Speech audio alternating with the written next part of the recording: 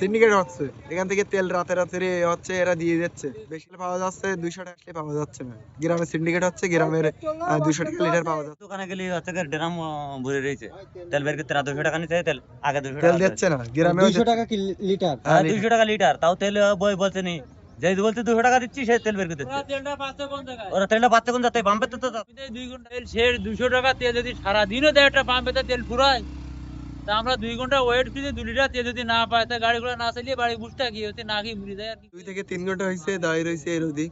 এর মধ্যে এখন তো তারা বলতেছে যে তেল শেষ। হ্যাঁ, তারা এই লাইনে আমরা মাথায় আশপাশ হয়েছি, এখন বলতেছে তেল শেষ। সরকার তো বলতেছে যে রেশনিং নাই, তেল আগের মতোই, মানে আগে যে পরিমাণ দিত এদেরকে একই পরিমাণ দিচ্ছে। আমরা শুনতেছি তো, আমরা পাচ্ছি না। আমরা তাহলে- শুনতেছি এই কথা, কিন্তু আমরা পাচ্ছি না। আপনারা পাচ্ছেন না। আমরা আইসি এখান থেকে প্রায় 50 কিলো দূর থেকে, গাওরা এরিয়া থেকে আইসি। এখন আইসে এখানে তেল নেই, কিন্তু আমরা ফিরে যাবো কিভাবে? সরকার তো ঠিকই বলতেছে যে তেল আগের মতোই, মানে সরবরাহে কোনো ধরনের হ্যাঁ, সমস্যা নেই, তাই তো নিউজ দেখতেছি, নিউজ দেখি তো আসলো। কিন্তু এখানে এসে পাচ্ছেন না। না, 200 টাকা দোকানে তো কি মনে হচ্ছে না পাওয়ার কারণ কি আপনার কাছে? কি মনে হয়? সিন্ডিকেট হচ্ছে, এখান থেকে তেল রাতে রাতে হচ্ছে, এরা দিয়ে যাচ্ছে বেশি মূল্য বোতলে দিয়ে। দিয়ে গ্রাম অঞ্চলে পাওয়া যাচ্ছে 200 টাকা করে লিটার, কিন্তু পাম্পে আসলে পাচ্ছেন না। পাম্পে আসলে পাওয়া যাচ্ছে না। গ্রামে সিন্ডিকেট হচ্ছে, গ্রামের 200 টাকা লিটার পাওয়া যাচ্ছে অ্যাভেলেবল। তা প্রত্যেক দোকানে গেলে হচ্ছে কি ড্রাম ভরে রয়েছে, তেল বের করতে 200 টাকা নিচ্ছে, তেল আগে 200 তেল টাকা দিচ্ছে না, গ্রামেও 200 টাকা কি লিটার?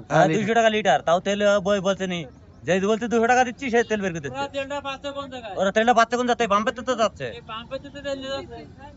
কিন্তু আপনি পাম্পে এসে পাচ্ছেন না। না, পাম্পে এসে লাইন দাঁড়িয়ে এখন ফিরে যাচ্ছে, এখন তেল নেই, চলে যাচ্ছে। ওখানে 10 টাকা বেশি তেল বলেন, 200 টাকা দেন, আমি কত দিন আপনি কখন থেকে দাঁড়িয়ে আছেন?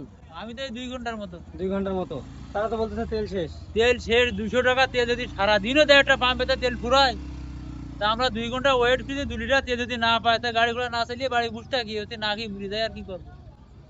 কিছু করার আপনি আছে? কোথা থেকে আসতেছেন? আমি আসছি সামনে। আগে আমাদের ডিপো থেকে তেল দিত একদিন পর পর 18,000 আমাদের গাড়ি। এখন ডিপো থেকে তেল দেয় 2 দিন পর, কোনো দিন একদিন পর 3,000 আর 3,000 6,000, কোনো দিন পাচ্ছি 5,000। মানে আগে পাতাম আমরা সব, মানে যত তেল নিতাম আমরা আর কি, তখন আমরা তত তেল পাতাম আর কি। আর এখন পাচ্ছেন না।